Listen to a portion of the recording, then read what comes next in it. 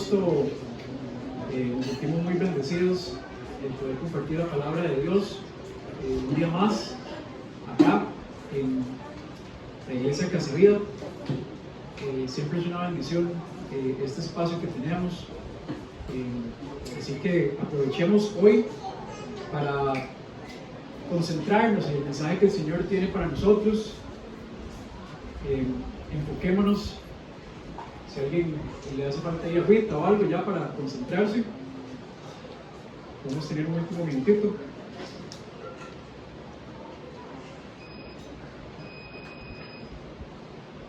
Ok. Vamos a leer el texto de hoy. Después de eso vamos a hacer una oración y vamos a arrancar con el mensaje. La semana pasada Manu inició con el capítulo 3 de la segunda carta de Corintios. Y hoy vamos a leer desde el versículo 7, hemos quedado en el 6, vamos a leer desde el versículo 7 y hasta el versículo 18, hasta el final del capítulo 3. ¿Okay?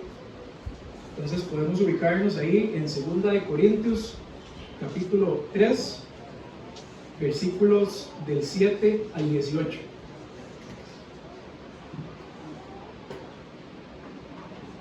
Okay. Y voy a leerlo para ustedes. Dice así, arrancando en el versículo 7. Y si el ministerio de muerte, grabado con letras en piedra, fue con gloria, de tal manera que los israelitas no podían fijar la vista en el rostro de Moisés por causa de la gloria de su rostro, la cual se desvanecía, ¿cómo no será aún con más gloria el ministerio del Espíritu? Porque si el ministerio de condenación tiene gloria, mucho más abunda en gloria el ministerio de justicia. Pues en verdad, lo que tenía gloria, en este caso, no tiene gloria por razón de la gloria que lo sobrepasa. Eso suena un poquito como un trabalenguas, pero ya lo vamos a ir descomponiendo. Pues en verdad, porque si lo que se desvanece fue con gloria, mucho más es con gloria lo que permanece. En el versículo 11. Teniendo por tanto tal esperanza, hablamos con mucha franqueza, y no somos como Moisés, que ponía un velo, y esa palabra velo, es importante que la escuchemos bien, y no somos como Moisés, que ponía un velo sobre su rostro, para que los israelitas no fijaran su vista en el fin de aquello que había de desvanecerse. Pero el entendimiento de ellos se endureció, porque hasta el día de hoy, en la lectura del Antiguo Pacto, el mismo velo permanece sin alzarse, pues solo en Cristo es quitado. Y hasta el día de hoy, cada vez que se lee a Moisés, un velo está puesto sobre sus corazones. Pero cuando alguien se vuelve al Señor, el velo es quitado. Ahora bien, el Señor es el Espíritu, y donde está el Espíritu del Señor hay libertad. Pero todos nosotros, con el rostro descubierto, contemplando como en un espejo la gloria del Señor, estamos siendo transformados en la misma imagen, de gloria en gloria, como por el Señor el Espíritu. Cerramos ahí en el versículo 18. Vamos a orar. Padre bendito, Señor, que estás en el cielo, el único que es digno de toda honra y de toda gloria. Padre, te pedimos que hables a nuestros corazones, que realmente podamos abrazar este mensaje, Señor, del nuevo pacto, que podamos entender las riquezas que tenemos en Cristo, la bendición que tenemos por la revelación, Señor, del nuevo pacto, de cómo nos llamaste de las tinieblas a la luz admirable, y ahora podemos ver con claridad, Señor, cómo el velo fue quitado, y ahora podemos ver con claridad. Te pedimos, Señor, que nos guíes, que tu Espíritu Santo hable a nosotros, y que este espacio sea un espacio de crecimiento espiritual y de santificación para todos nosotros como Iglesia Casa Vida, y que esto que estamos aprendiendo aquí podamos reflejarlo a la comunidad y podamos hablar de tu evangelio y podamos mostrar tu gloria a la comunidad de Nosara, Señor. Gracias, Padre, por todo lo que nos has dado en Cristo. Oramos en su nombre. Amén. Ok. Bien. Como les dije, hoy es un día que tenemos que poner atención. Bueno, todos los domingos tenemos que poner atención, pero hoy el mensaje tiene varios conceptos, hay algunas cuestiones un poco ahí profundas, entonces hoy tenemos que estar ahí atentos. Nosotros creemos que la Biblia es la palabra de Dios revelada a los hombres. Creemos que esta Biblia que tenemos acá es en última instancia la forma en la que Dios decidió revelar su voluntad a los seres humanos, ¿okay? Y por tanto nosotros creemos que la Biblia es infalible e inerrante. ¿Qué quiere decir eso? Quiere decir simplemente que la Biblia no tiene errores y que nunca podría dirigir al creyente hacia el error, ¿okay? Ahora, como consecuencia de esto, encontramos que la Biblia, aun siendo la Biblia una recopilación de 66 libros distintos, escrita por 40 personas distintas en un periodo de tiempo que fue de 1500 años aproximadamente, con autores que vivieron separados en periodos de tiempo por cientos de años, autores que vivieron en 3 continentes diferentes y que fue escrita en 3 idiomas distintos. Aún con todo eso, encontramos en la Biblia, según lo que yo acabo de decir, que mantiene una coherencia extraordinaria y una unidad de principio a fin. Desde Génesis hasta Apocalipsis, la Biblia mantiene una coherencia y una unidad especiales, divinas, por ser la palabra de Dios. De modo que cada porción del Nuevo Testamento revela lo que ya se había dicho en el Antiguo Testamento. Y de la misma manera, lo que está escrito en el Antiguo Testamento, o dentro de lo que está escrito en el Antiguo Testamento, está escondido en el Nuevo Testamento. Y vamos a profundizar un poco en este aspecto. Hay una frase muy conocida en el ambiente cristiano, en el mundo cristiano, y es una frase que se le atribuye a Agustín. Agustín fue un teólogo que vivió en el siglo III, y dice lo siguiente, en referencia a esto que acabo de mencionar. Pongan atención a esta frase. Dice: lo nuevo está oculto en lo antiguo, y lo antiguo está revelado en lo nuevo. ¿Okay?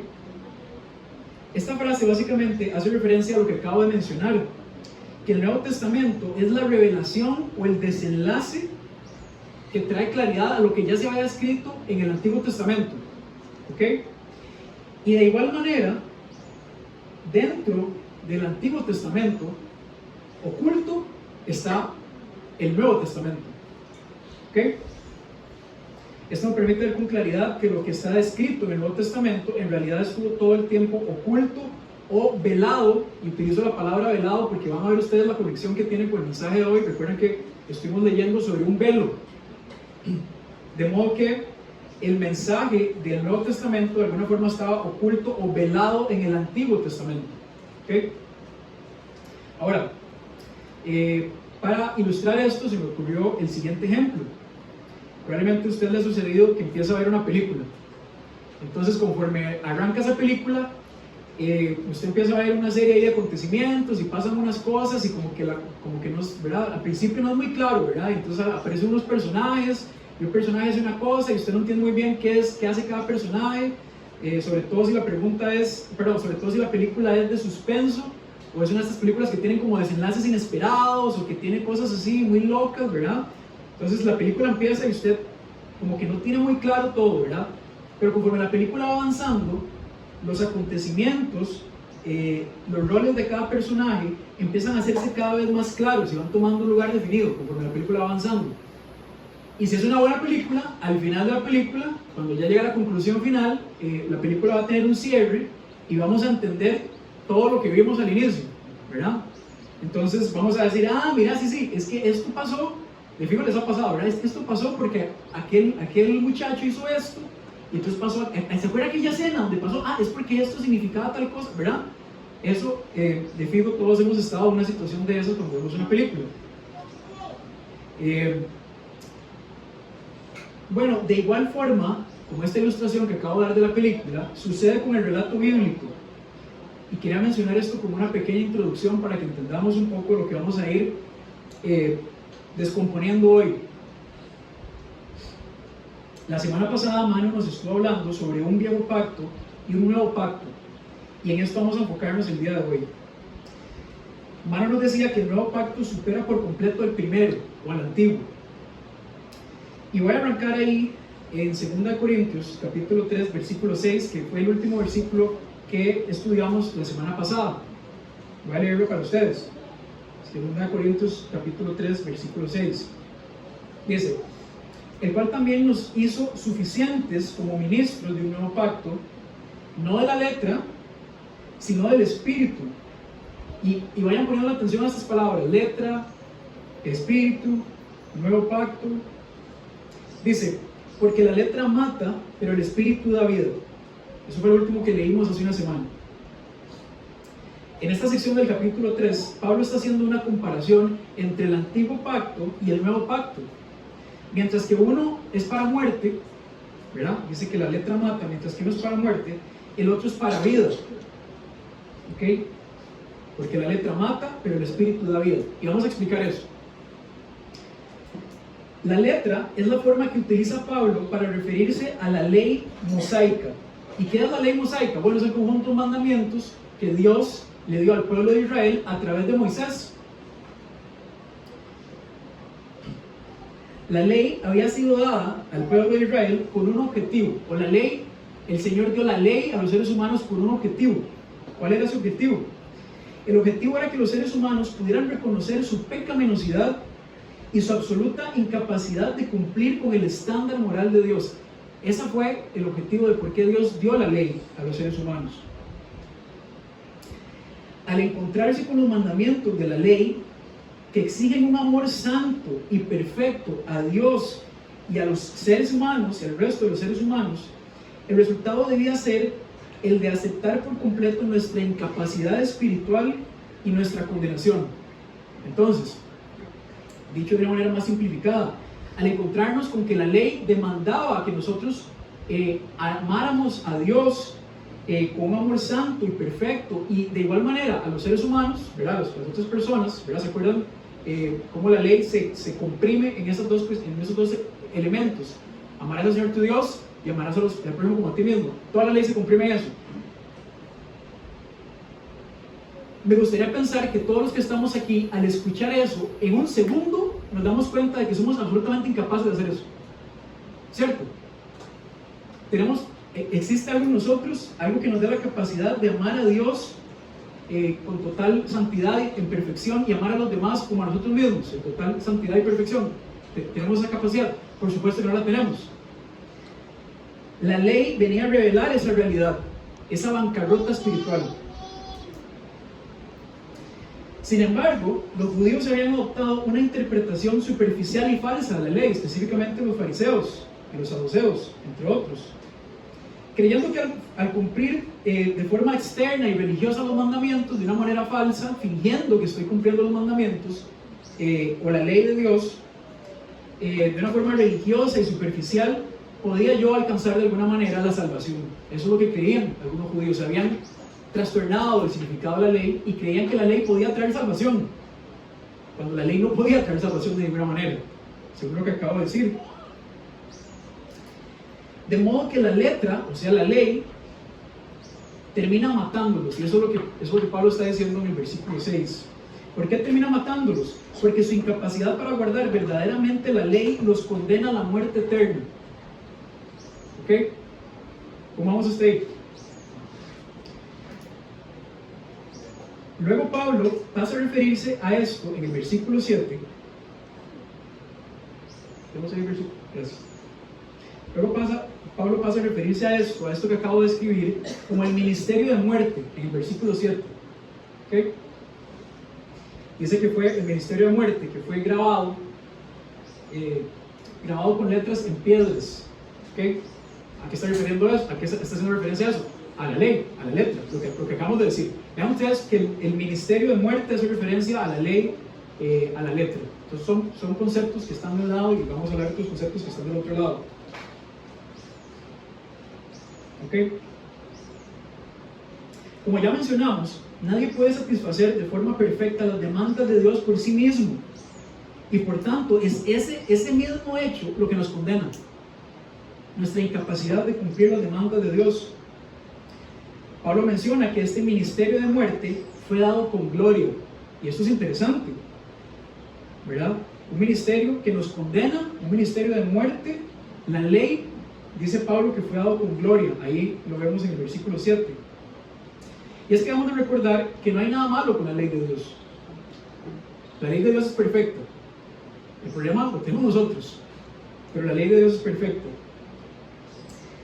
Los mandamientos de Dios reflejan su gloria, su naturaleza perfecta, su carácter justo y su voluntad santa. De modo que la ley, así como lo estamos leyendo, fue dada con gloria. Al comparar nuestra naturaleza imperfecta y torcida siempre hacia el mal, con el Dios que es todo bondad y santidad, podemos ver su gloria con mayor claridad. Y eso es lo que Pablo está diciendo en esta sección. Imagínense que a ustedes alguien los secuestra, no sé, y los mete en un cuarto oscuro sin una gota de luz, un cuarto absolutamente oscuro, y los deja ahí durante, no sé, 3 días. Probablemente cuando usted recién entra al cuarto, no puede ver nada, ni siquiera puede verse la mano al frente porque está absolutamente oscuro, pero conforme pasan las horas usted empieza como a acostumbrarse a la oscuridad. Y conforme pasan los días, ya probablemente sus sentidos cambian y su oído se agudiza y usted empieza a acostumbrarse a la oscuridad y acostumbrarse a la oscuridad. Ahora imagínense que de pronto viene alguien y abre ese cuarto y se mete con una linterna poderosísima que alumbra con mucha potencia. ¿Qué es lo que va a pasar? Que de pronto la oscuridad en la que usted está viviendo, ¿verdad?, va a contrastar con esa luz que me va a dejar ciego. De igual manera, eso es lo que hace la ley. Viene a contrastar nuestra pecaminosidad, nuestra naturaleza pecaminosa con la perfección de Dios.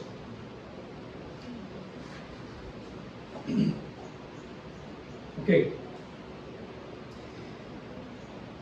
Al comparar nuestra naturaleza imperfecta y torcida hacia el mal, con el Dios que es todo bondad y santidad, podemos ver su gloria con mayor claridad. Y es justamente esa gloria con la cual se encontró Moisés cuando recibió la ley de parte de Dios en el monte Sinaí. Y vamos a ir viendo cómo esto se conecta con el mensaje de hoy. Recordemos un toquecito de esta historia. Moisés había subido al monte para recibir los mandamientos de Dios para el pueblo de Israel. Y en ese momento Dios se manifestó a Moisés y le permitió experimentar de alguna forma una pizca de su gloria, de su santidad, de su presencia. Leámoslo un momentito en Éxodo 34:29. Cuando Moisés descendía del monte Sinaí con las 2 tablas del testimonio en su mano, al descender del monte, Moisés no sabía que la piel de su rostro resplandecía por haber hablado con Dios. Al ver a Aarón y todos los israelitas que la piel del rostro de Moisés resplandecía, brillaba, tuvieron temor de acercarse a él.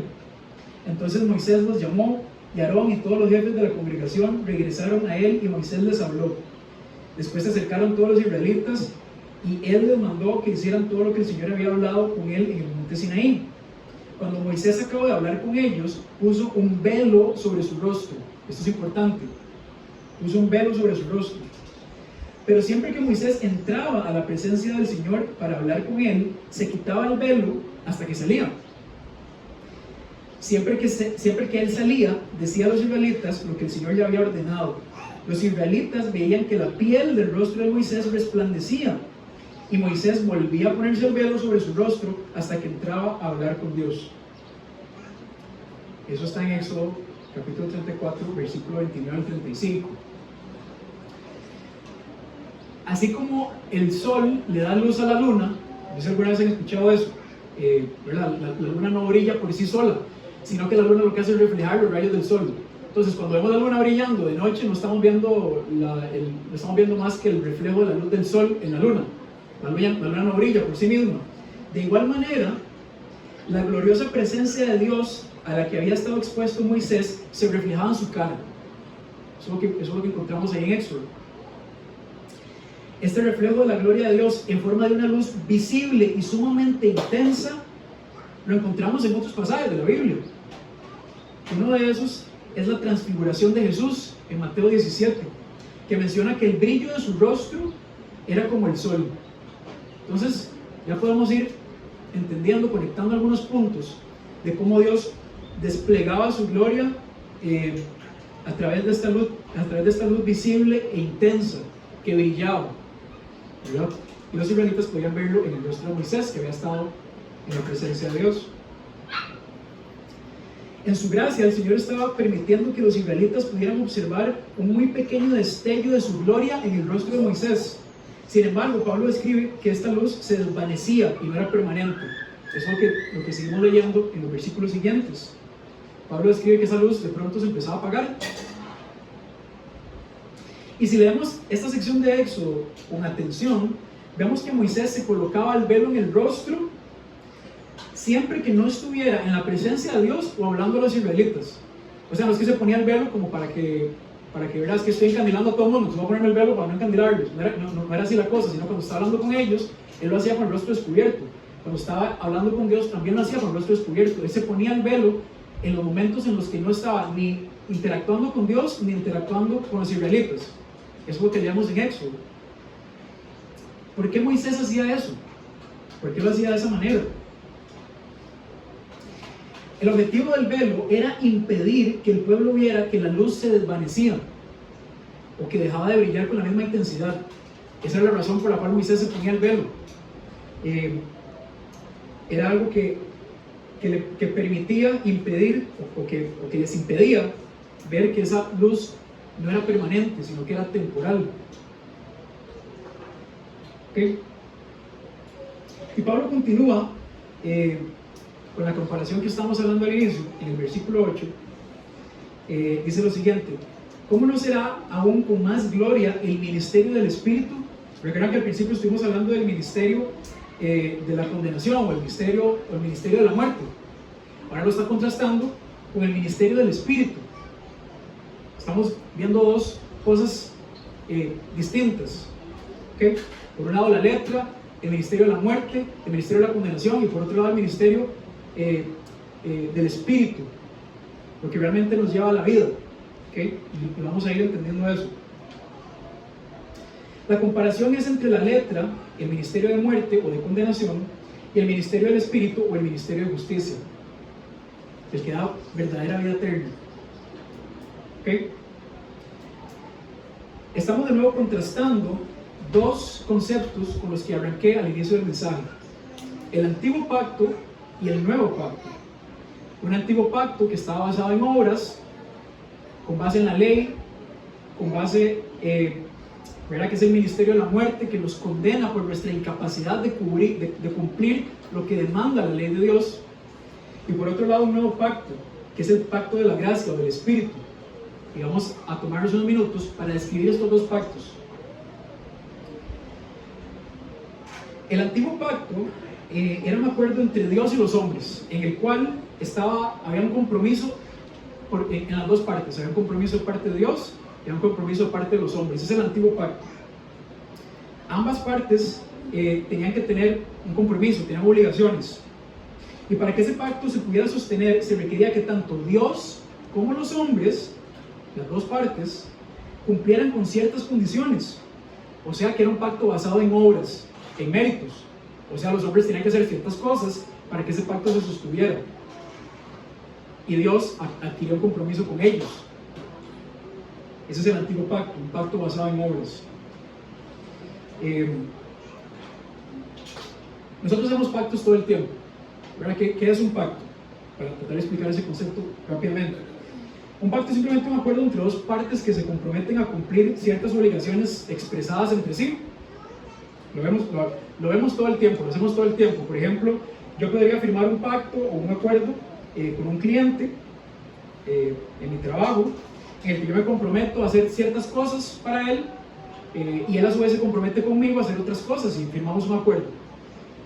Entonces yo hago ciertas cosas y entre las cosas que acordamos, él me da, no sé, puede ser que una de las responsabilidades que adquiera el cliente conmigo es darme un pago mensual. Pero entonces yo hago una cosa y él me paga. Hay interacción de las dos partes. Las dos partes tienen responsabilidades y obligaciones. Y este tipo de acuerdos son los más naturales y son los que experimentamos todo el tiempo. La forma en la que funciona el mundo es que nosotros hacemos algo y recibimos algo a cambio. ¿Verdad? Hay una cuestión de reciprocidad, no sé si es la palabra adecuada, pero hay una cuestión en la que las dos partes se comprometen. Y eso lo aprendemos desde niños, ¿verdad? Yo me acuerdo cuando yo tenía como unos 12 años que yo llegué y le pedí a mi papá que me comprara un PlayStation 2, y esto, no sé si me acordé de esto. Entonces mi mamá me dijo, bueno, si se saca buenas notas en el cole y se porta bien, hablamos en Navidad, a ver si es cierto que le compramos un Play 2, ¿verdad? Y entonces, de cierta manera, hicimos un pacto entre mis papás y yo. Entonces, si yo me sacaba buenas notas y me esforzaba en el cole, entonces ellos adquirían la obligación de comprarme un Play. Entonces yo hacía algo, me ganaba el favor de ellos. Y esos son los pactos que nosotros entendemos, y es lo que en el mundo natural son pactos basados en obras, en méritos, y eso es lo que tiene sentido para nosotros, es lo que resulta más natural en nuestra comprensión humana. Bueno, ese es el antiguo pacto, basado en obras. Pero ahora hablemos del nuevo pacto. El nuevo pacto es un pacto unilateral. ¿Qué quiere decir esto? Quiere decir que depende solamente de una de las dos partes para cumplirse. La otra parte no hace nada. Solo hay una parte que se encarga de cumplir el pacto. Ese es el nuevo pacto, un pacto unilateral. El compromiso es adquirido solamente por una de las partes. En este caso es un pacto de gracia. ¿Qué es la gracia? Un regalo inmerecido. No requiere méritos, ni obras, ni compromisos de una de las partes. Depende exclusivamente de la fidelidad de Dios para su cumplimiento. Exclusivamente de Él. Por eso decimos que es unilateral. El Señor es el que viene a formar ese pacto. Nosotros no tenemos nada que ver ahí. Él lo hace todo. Este tipo de pacto nos resulta muy difícil de comprender, porque no es un pacto basado en méritos, no es un pacto basado en obras, no hacemos nada para merecerlo, simplemente lo recibimos. Nos es difícil comprender eso.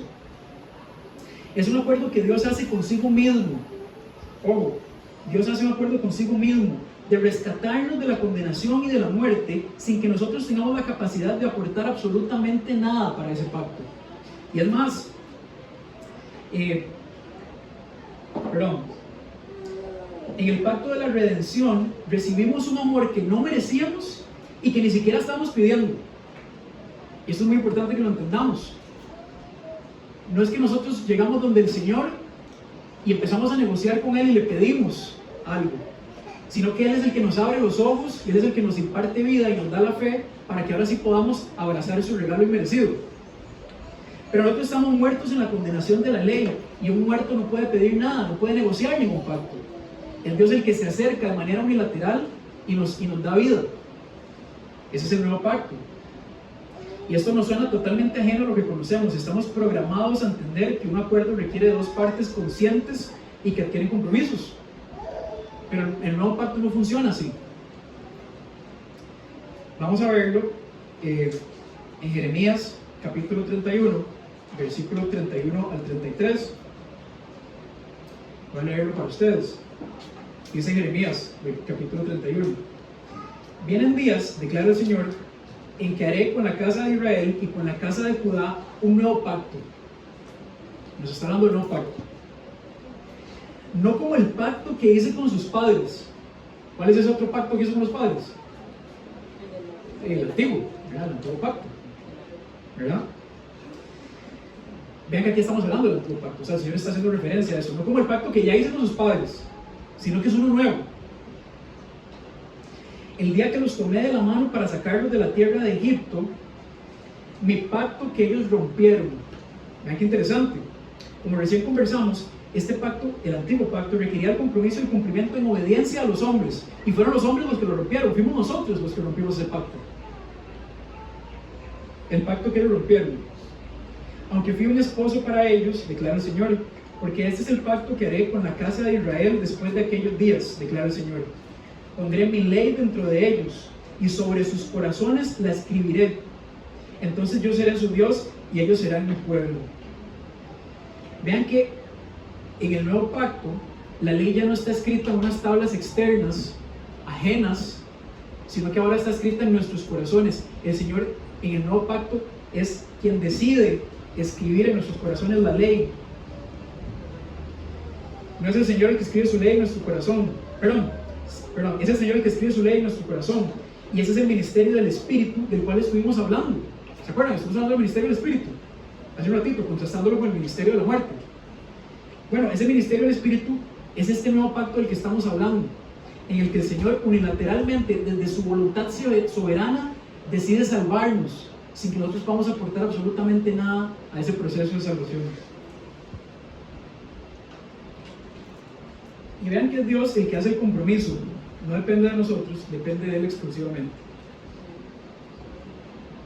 Bien, vamos a leer versículos 9 y 11, para refrescar un poco lo que estamos viendo. Dice, porque si el ministerio de condenación tiene gloria, mucho más abunda en gloria el ministerio de justicia. Ministerio de condenación, antiguo pacto, ¿verdad? Ministerio de condenación, ministerio de muerte, antiguo pacto, ley, son todos esos unos términos que tenemos de este lado. En el otro lado tenemos nuevo pacto, ministerio de espíritu, vida eterna, el ministerio de la justicia, por otro lado. ¿Okay? Son dos cosas que estamos hablando.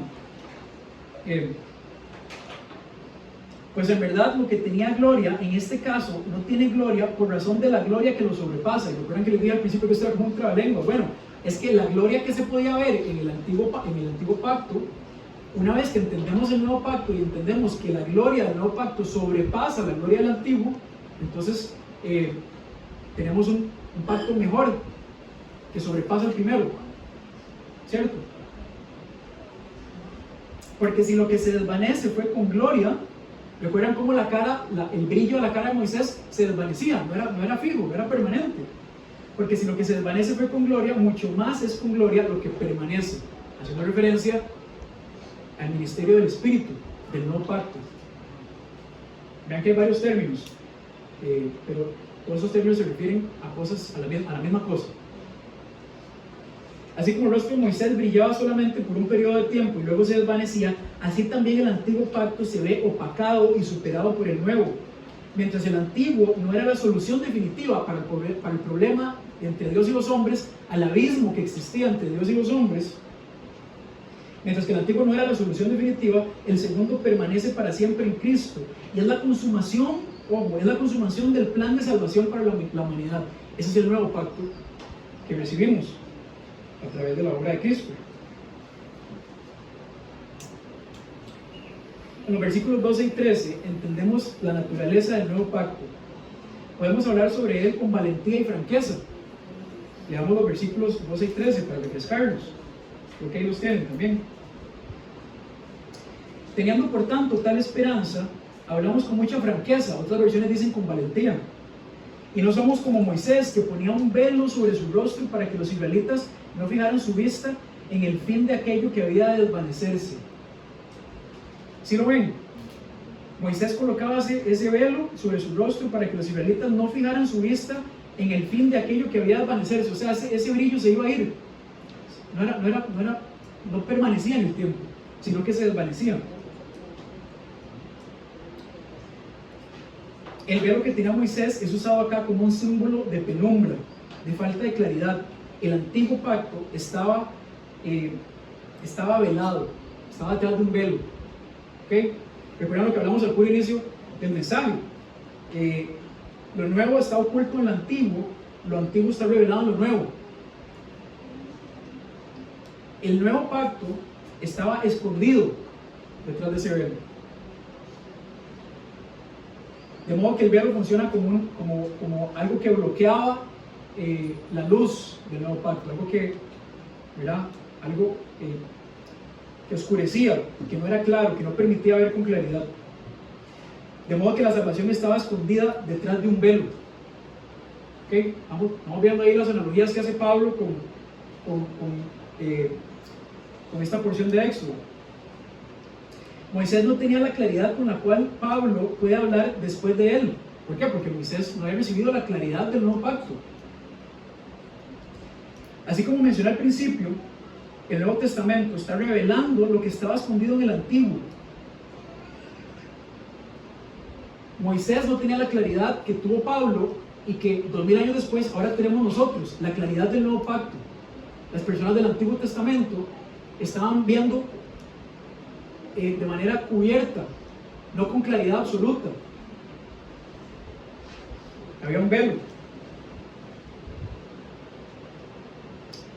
Había un misterio en torno al plan de salvación. Moisés no tenía esa claridad que hoy sí tenemos, producto de lo que encontramos, ¿verdad? En el relato del Nuevo Testamento. Las personas del Antiguo Testamento no tenían el Nuevo Testamento. Los versículos 14 y 15 describen cómo el velo también es un símbolo de incredulidad. Veámoslos rápidamente. 14 y 15. Pero el entendimiento de ellos se endureció, porque hasta el día de hoy, en la lectura del Antiguo Pacto, el mismo velo permanece sin alzarse. Hasta el día de hoy. Pues solo en Cristo es quitado ese velo. Y hasta el día de hoy, cada vez que se lee a Moisés, un velo está puesto sobre sus corazones. El velo simboliza incredulidad. Pablo está contrastando lo que ocasionaba ese velo con la incredulidad de los judíos. Los israelitas no pudieron ver con claridad la gloria del antiguo pacto. Tampoco los judíos en el tiempo de Pablo podían hacerlo, sino que seguían confiando en sus obras como medio de salvación. Y por supuesto que eso se extiende hasta nuestros días. Hoy en día es común que vivamos un cristianismo que se basa en rituales y en cuestiones religiosas, como creyendo que estamos ganando el favor de Dios, ¿cierto? No hemos entendido realmente la gloria del nuevo pacto, si es que estamos viviendo en las obras. Antes de conocer a Cristo, tenemos un velo que no nos permite ver con claridad, y es solamente a través de Cristo que el velo es levantado. Y eso es lo que vemos en el versículo 16, dice: pero cuando alguien se vuelve al Señor, el velo es quitado. Es la única manera en que ese velo se puede quitar, a través de la obra de Cristo. Y inmediatamente que ese velo es levantado, hay muchas cosas que suceden. En un segundo, en un instante, cuando ese velo es levantado, podemos ver nuestro pecado reflejado en la ley del Señor. ¿Se acuerdan como hablamos de que la ley venía a ser ese espejo que nos reflejaba nuestra naturaleza pecaminosa? Bueno, es solamente a través de la obra de Cristo que el velo es levantado, y entonces podemos ver claramente el propósito de la ley, que es mostrarnos nuestra naturaleza pecaminosa, nuestra necesidad de un Salvador.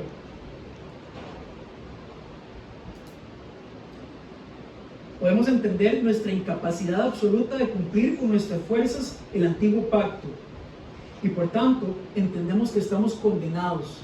Eso sucede en el instante en el que el velo se levanta. Estamos condenados, que necesitamos una esperanza mayor.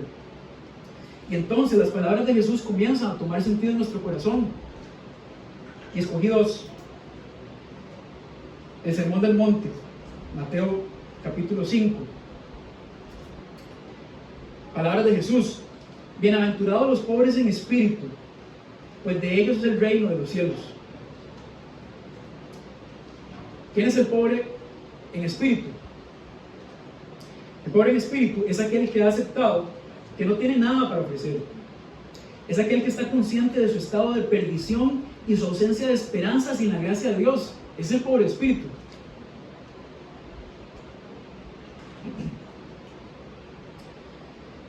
No se ve a sí mismo como autosuficiente en sus obras, sino que entiende que simple y sencillamente no puede.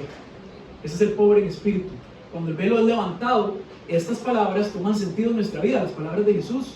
De pronto nos encontramos pobres en espíritu, en bancarrota espiritual, incapaces. Palabras de Jesús también: bienaventurados los que lloran, pues ellos serán consolados. ¿Quiénes son los que lloran? Son aquellos que han tomado conciencia de su pecado, se lamentan de su situación actual, sus lágrimas son de genuino arrepentimiento. De nuevo, cuando el velo es levantado y tomamos conciencia de nuestro pecado, hay un lamento genuino, hay un arrepentimiento genuino. Cuando el velo es levantado, todas estas cosas ocurren. Y esos bienaventurados que lloran encuentran su consuelo ¿en dónde? En Cristo, en el nuevo pacto. en el pacto de la gracia. Ok. Ahora leemos en el versículo 17, y voy a leerlo nuevamente, un rapidito.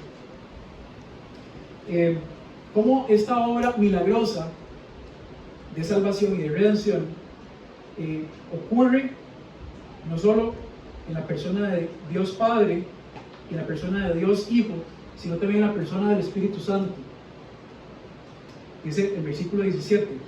Ahora bien, el Señor es el Espíritu. Vean cómo esto nos da claridad de la divinidad del Espíritu Santo. Dios Espíritu. Ahora bien, el Señor es Espíritu, y donde está el Espíritu del Señor hay libertad. Ese versículo 17 nos describe cómo esta obra de redención es llevada a cabo por las tres personas de la Trinidad. Las tres personas de la Trinidad obran para la redención del creyente: Dios Padre, Dios Hijo, Dios Espíritu Santo. De modo que el nuevo pacto, el pacto de la gracia del que estamos hablando, es un acuerdo unilateral entre las tres personas de la Trinidad, el Padre, el Hijo y el Espíritu Santo, en donde dirigen y ejecutan el plan de redención sin que medie ninguna intervención humana. Eso es lo que podemos ver acá del versículo 17. Entonces, hermanos y hermanas, no necesitamos sacramentos para la salvación, no necesitamos penitencias, no necesitamos a María, no necesitamos al Papa, no necesitamos a ningún santo, no necesitamos nada de eso para la salvación. Necesitamos solamente a Cristo, y por medio de depositar nuestra fe en la obra de Jesús es que tenemos acceso a ese nuevo pacto. Ahora, sin Cristo no podemos entender el Antiguo Testamento. Esto es un cambio de tema. Sin Cristo no podemos entender el Antiguo Testamento. En efecto, no tiene sentido. ¿Se acuerdan lo que les decía? Que el Nuevo Testamento viene a revelar lo que ya me ha dicho el Antiguo Testamento. Pero sin Cristo no podemos entenderlo. Y hoy en día los judíos siguen esperando al Mesías. Aún no creen que Cristo vino a cumplir lo que todavía siguen esperando. Cristo es el que viene a revelar el plan de salvación. Cristo es el único mediador entre Dios y los hombres, no hay nadie más. Moisés, que en algún momento cumplió el papel de mediador entre Dios y los hombres, solamente reflejaba la incapacidad de un hombre natural para mediar entre Dios y los hombres. Entonces, ¿a quién apuntaba Moisés? ¿A quién creen ustedes que apuntaba Moisés? A Cristo. El antiguo pacto apuntaba a Cristo. ¿Por qué? Porque no había forma de cumplirlo. En la capacidad humana se necesitaba alguien que sí lo pudiera cumplir, y por tanto el antiguo pacto también apuntaba a Cristo.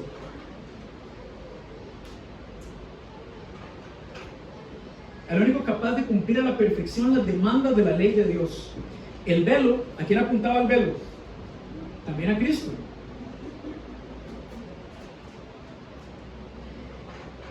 Cristo es el único que puede quitar la ceguera del velo, la visión borrosa de la incredulidad. De modo que ese velo también apuntaba a la obra de Cristo, siendo Él el único capaz de levantar ese velo y darnos, traernos de las tinieblas a la luz admirable. Entonces ven como la ilustración que hice al inicio de la película, como que ahora tiene un poquito más de sentido, ¿verdad? Como que ya vemos todo lo que sucedía. Todo lo que sucedió en el Antiguo Testamento, ahora vemos lo que sucedió en el Nuevo Testamento, y vemos cómo todo empieza a conectar el Antiguo Pacto con el Nuevo Pacto. Hay una relación directa. Ahora, tal vez algunos se pregunten, bueno, ¿y qué pasó con el Antiguo Pacto entonces? ¿Qué pasó con eso? ¿Será entonces que el Antiguo Pacto ya se acabó y ahora no hay uno nuevo, entonces el Antiguo se rompió y lo tiramos? ¿Verdad? ¿Qué podríamos pensar de esto? Recordemos que después de todo Dios es inmutable, no cambia su parecer, sus planes, su voluntad, sus pactos permanecen. Dios no cambia de parecer como si cambiamos los seres humanos. su palabra permanece para siempre. Por tanto, el antiguo pacto también ha sido cumplido. ¿Okay? Y esto que les voy a decir probablemente les va a sonar bien extraño en primera instancia. Nosotros somos salvos por obras. Suena loquísimo, ¿verdad? La primera vez escuchar eso de que somos salvos por obras, no sé si están de acuerdo conmigo, pero suena raro. ¿Verdad? Cuando hemos aprendido que en realidad solo somos salvos a través de la fe en Cristo. Pero déjenme explicarles esto. Somos salvos por obras, pero no por nuestras obras, sino por las obras de Cristo. ¿Sí lo ven? ¿Sí lo vemos con claridad? Son las obras de Cristo quien cumplió a la perfección las demandas de la ley. Dios hecho hombre que caminó con nosotros aquí en la tierra y que cumplió al pie de la letra las demandas de la ley de Dios. Es esa obra de Cristo la cual se nos imputa. Esa palabra lo que quiere decir es que nosotros estamos vacíos, no tenemos nada, no tenemos obras, no tenemos ni nada que presentarle a Dios, pero viene Cristo y nos da su obra a nosotros, nos la atribuye, y ahora nosotros tenemos con qué, o podemos entrar y tener contacto con Dios. Se rompe ese abismo que había entre Dios y los hombres, porque Cristo lo que hace es que se imputa su obra perfecta en el cumplimiento de la ley, se nos imputa a nosotros. Entonces somos salvos por obras, pero no por nuestras obras, sino por las obras de Cristo. Entonces vean qué hermoso esto.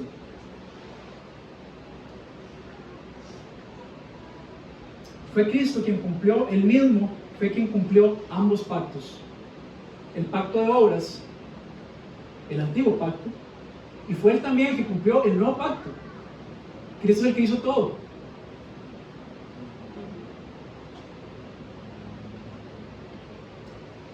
Dice,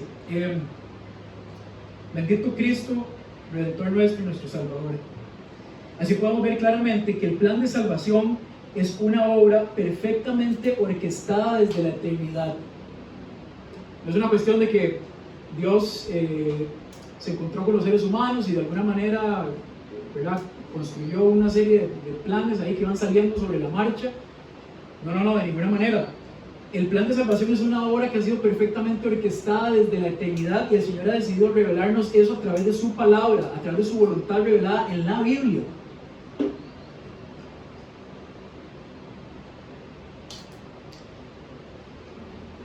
Y eso es una verdad gloriosa a la cual nos enfrentamos hoy. Bendito Cristo, nuestro Redentor y nuestro Salvador. Quisiera terminar el mensaje de hoy con el versículo 18.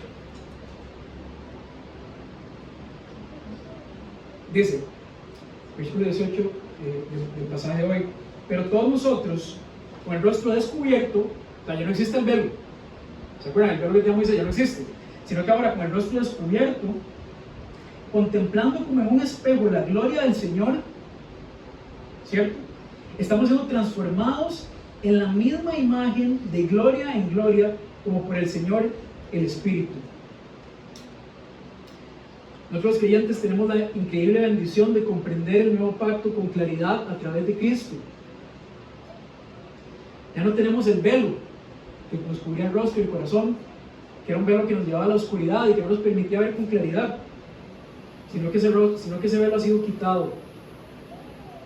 El Dios bendito que nos dio la salvación es también quien nos sostiene. Cristo no solamente cumplió los pactos, sino que ahora nos sostiene. Y no solamente nos sostiene, sino que nos transforma, para que vayamos de gloria en gloria, como acabamos de leer, cada vez más a su imagen, siendo transformados de manera continua y progresiva, cada vez más en la semejanza de Cristo. Esta es la esperanza gloriosa que tenemos los cristianos aquí en la tierra. Como dice Proverbios 4:18, Proverbios capítulo 4, versículo 18, dice: el camino de los justos es como la primera luz del amanecer, que brilla cada vez más hasta que el día alcanza todo su esplendor.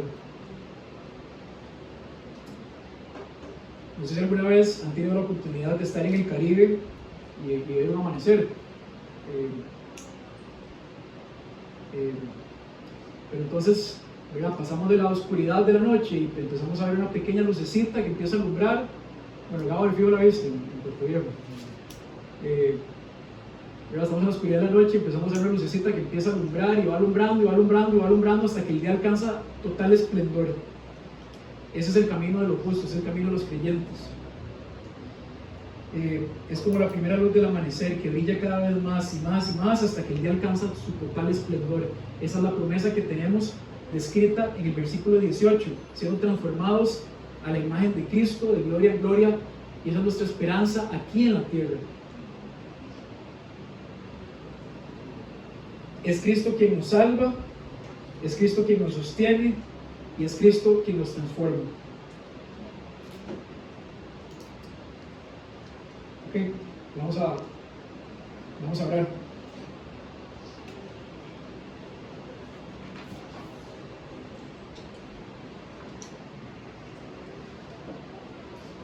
Padre Santo,